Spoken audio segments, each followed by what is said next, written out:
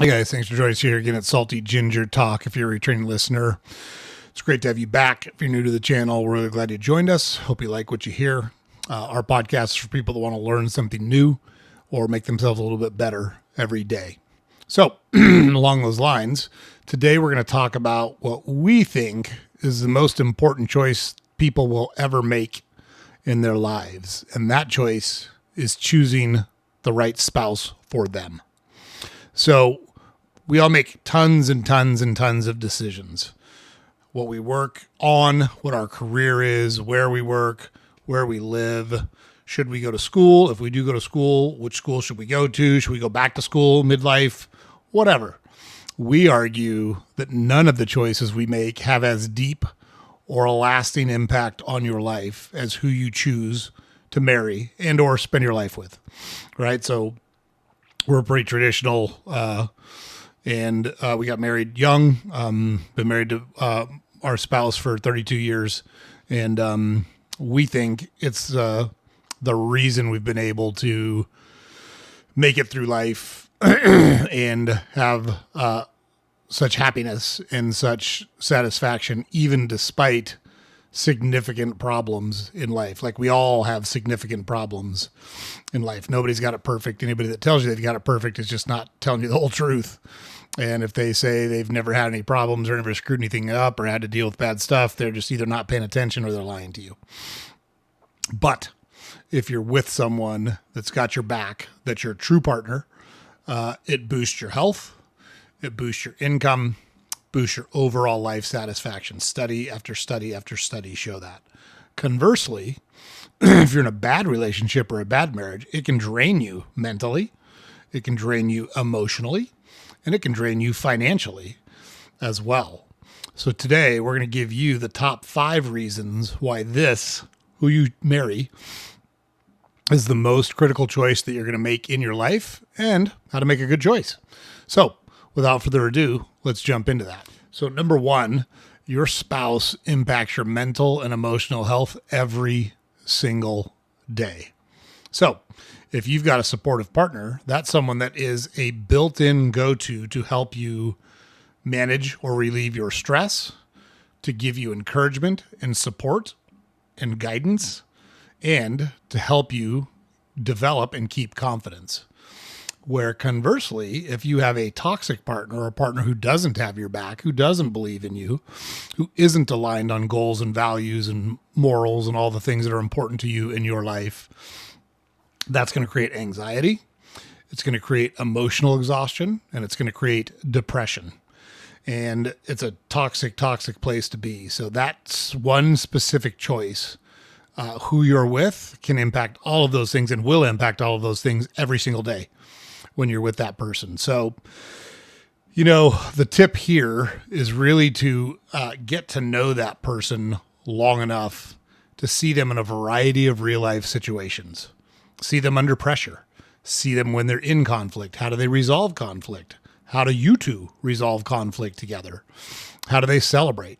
How do they handle failure? How do they deal with failure when it happens? Because it's going to happen in your life. Now, my wife and I, we dated for a very short period of time. So we met on Memorial Day. And by Christmas of that year, we were engaged and we were married the following August. So our entire courtship from the time we met to the time we stood in front of a priest and said, "I do," was about 15 months.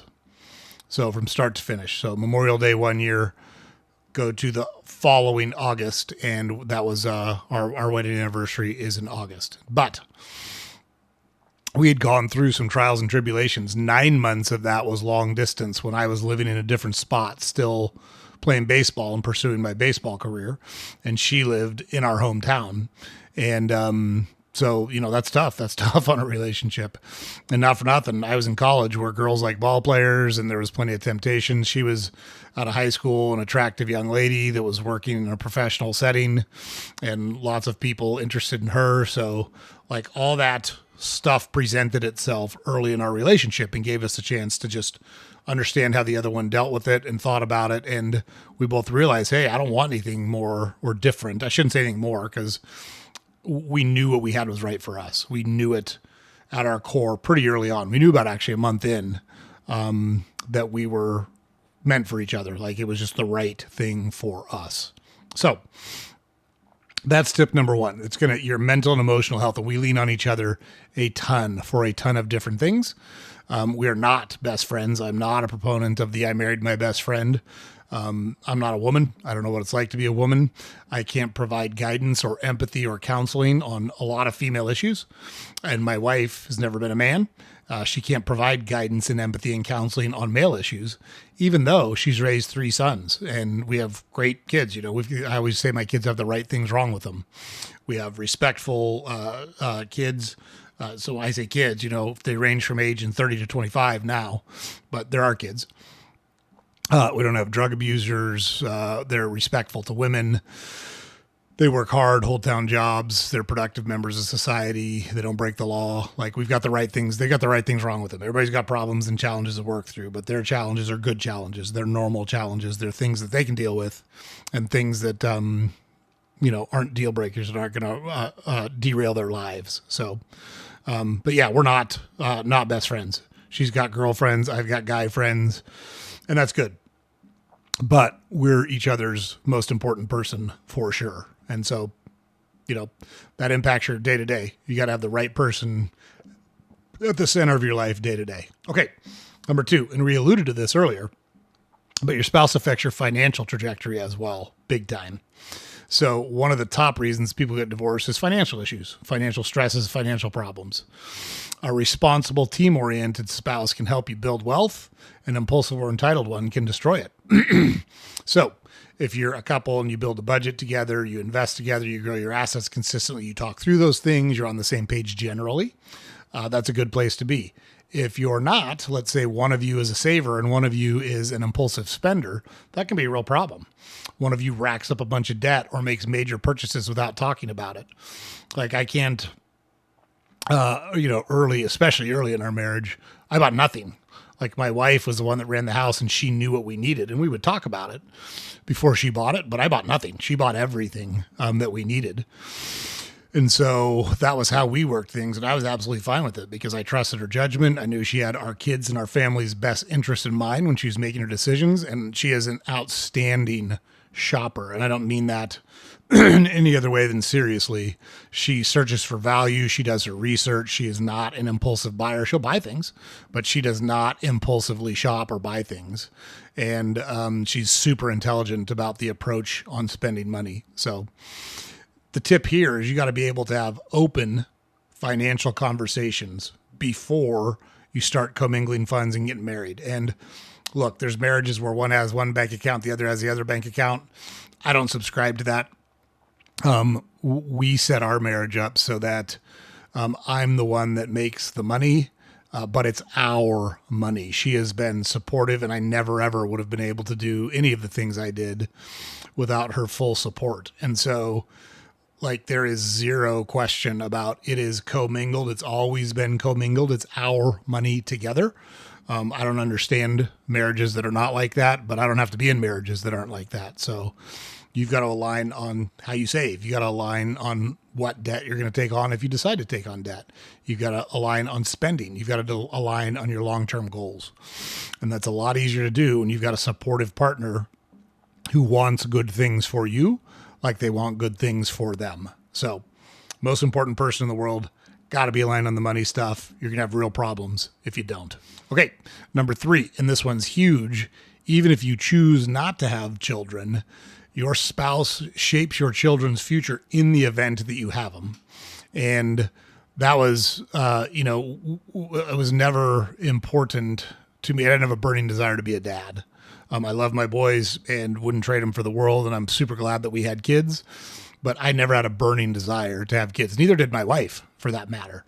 But we knew that if we did have kids, we wanted to raise them our way. And she was clearly the best candidate to instill those values and raise them the way they needed to be raised. Now, I think I'm a good dad, very supportive, and played an integral role in my kids' lives. I was not passive at all. I was very active, very there, 100%. I don't hold a candle to my wife as a mother. And so the best advantage that my 3 sons have is the mother that they have. without a doubt. And so, I gave that to him because I'm the one that found her and I'm the one that married her. So your home environment is where you create your kids' foundation together. And they're going to model their relationships in their adult life largely on they see how your relationship with your spouse every day. So how you discipline them, how you work with each other, how you communicate with each other, and the values are all coming from you and your spouse. So when you've got two parents that are aligned on that, you're going to raise children with consistent structure and love. And kids need structure. Kids should not have a bunch of freedom. It's not the way to go. Now, you've got to allow them to struggle. You've got to allow them to fail in life. There's so many times when parents will grab the homework and help them do it real quick. No, you got to let them struggle through that. You can provide help, you can provide support, but you shouldn't be doing the homework for them. You shouldn't be intervening when things are rough. They've got to figure out how to handle those things on their own, but they shouldn't see that from their parents. They shouldn't get that from their parents. If they're in a high conflict home, you're going to see a lot of emotional issues down the road and behavioral issues down the road in your kids. And I think it's one of the reasons our kids never developed any of those is my wife and I, even when we disagree, I've literally never called my wife a name. I've never been tempted to call my wife a name. I respect her. Doesn't mean I'm always happy. Doesn't mean if I'm upset about something, I want to express that disappointment or the need that I see for a change or at least a conversation. And she's the same way. And so we're very respectful for each other, even when we're angry, even when we disagree with each other, even when we're opposed on a particular issue. Doesn't happen very often, but when it does, we work through it in a respectful way. We don't yell at each other. We don't belittle each other. We don't name call each other. And our kids saw that. They had, depending on who they are, 30 to 25 years of modeling that behavior. And we see in their relationships with adults that they reflect those same approaches and same values in society and with the people that are in their lives. So this is going to shape your kid's future. And it's terribly, terribly important for you to be aligned and have someone that thinks about those things the same way that you do. Okay, so you should discuss that stuff before you start having kids. And preferably you get married and have kids. Like, it's not a value judgment. There's study after study that shows statistically the kids have a much better chance of growing up being happy, healthy, well-adjusted. Financially, you have a much better chance of providing for them in a good way. And even if kids aren't in your immediate plan, like they weren't in our immediate plan, even though we had a kid right away, they were not, it was not a planned thing. It was absolutely an accident. But we knew what we were in for. We knew how we both felt about it before it happened. So that's terribly, terribly important. Okay. Number 4, your spouse determines your life energy and your focus. So a good marriage gives you fuel and energy and drive, and a bad one drains your tank. So the right spouse inspires you or empowers you to go after the things that you both want. And the wrong spouse will keep you stuck, will hold you back, will doubt you, will be negative towards you. And that's not the way to be. So my wife has always been actually much more ambitious than me. She's wanted bigger things in life than I have wanted. But it's not that I don't want those things. I don't want them generally in the same way she does. But I went out and pursued those things because, yeah, they were attractive to me too, but not at the same level. But I wanted her to be happy. I wanted to provide those things for her. So that became important to me. And she was super supportive, super encouraging, even when things didn't go well, even when things were tough, even when things have been hard. And they've been hard for us sometimes. But if you don't have that, if you don't have someone that will stand by you and have your back, even when the chips are down and the stakes are high, then you got a real problem. If there's constant conflict and criticism, it kills your drive. It kills your initiative. It makes you doubt yourself. It hurts your confidence. It distracts you from becoming the best person you can be. And that's not where you want to be. So you should celebrate each other's successes. You should celebrate each other's personal growth. And you shouldn't be someone who competes with or resents what your spouse accomplishes. You should always want to lift your spouse up and say, look how awesome my spouse is. Like, that's exactly how I feel about my wife. And she went back actually to work several years ago and decided she didn't want to do it. But she was climbing the ladder, got promoted several times very quickly. Didn't surprise me a bit. And I told her that when like she went for a job interview and they offered her the job in the interview. And she said, she got in the car. I picked her up afterwards and she said, well, they offered me the job. And I said, I didn't want to say anything because I didn't want you to get nervous. I would have been shocked if you didn't get offered a job during this interview.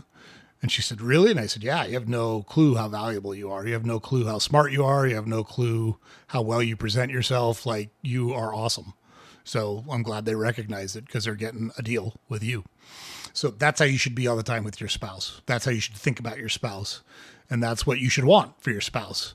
And so you got to look for someone who celebrates you that way. And you got to look for someone that you want to celebrate that way. And that's a person you can build a life with. And the reason being is number 5.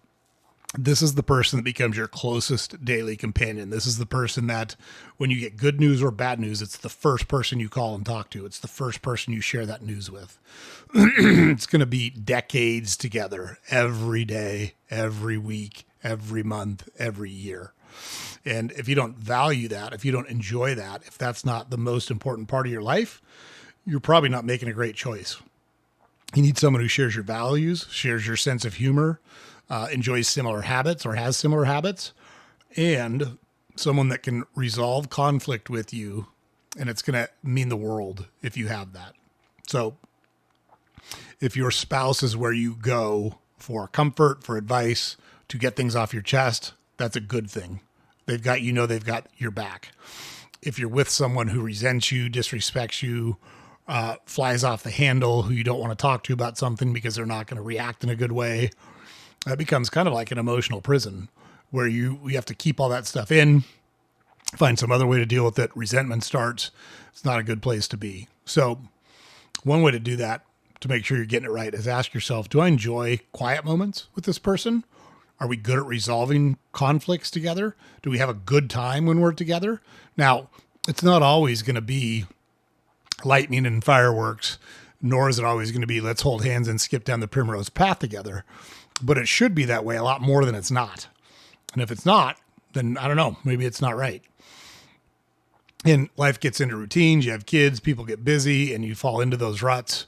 And that's okay. But you should still have a good time. You should always be having a good time with your spouse during those periods.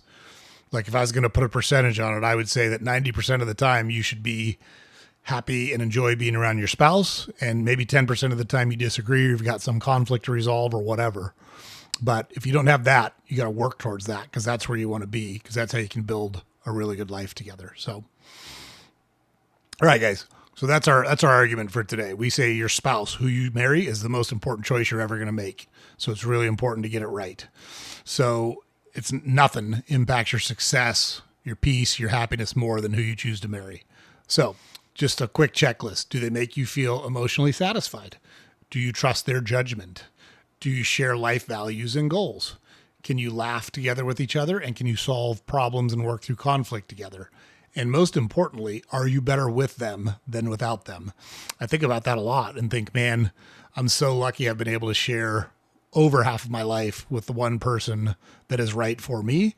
And I know my wife still feels that way because we actually talk about it more often than you would think, even after 32 years. And I think it's one of the reasons we've been together and been happy for 32 years. So there you go, guys. For what it's worth, those are our 5 arguments. We hope you take them to heart. We hope you put those in practice and you can find someone to share your life with and you're able to enjoy what we've been able to enjoy, your version of what we've been able to enjoy for a long time. So James puts it up over here every day. Don't forget to head over to our website, saltygingertalk.com. All of our podcast episodes are there. All of our social media links are there. We do a newsletter. We publish a newsletter every weekday you can subscribe to on our website. And please, please, please like, comment, and share our podcast on whatever platform you consume it on. It's super helpful for us if you're able to do that. So thanks again for checking out the channel, guys. Hope everyone's having a great week, and we will see you on the next episode.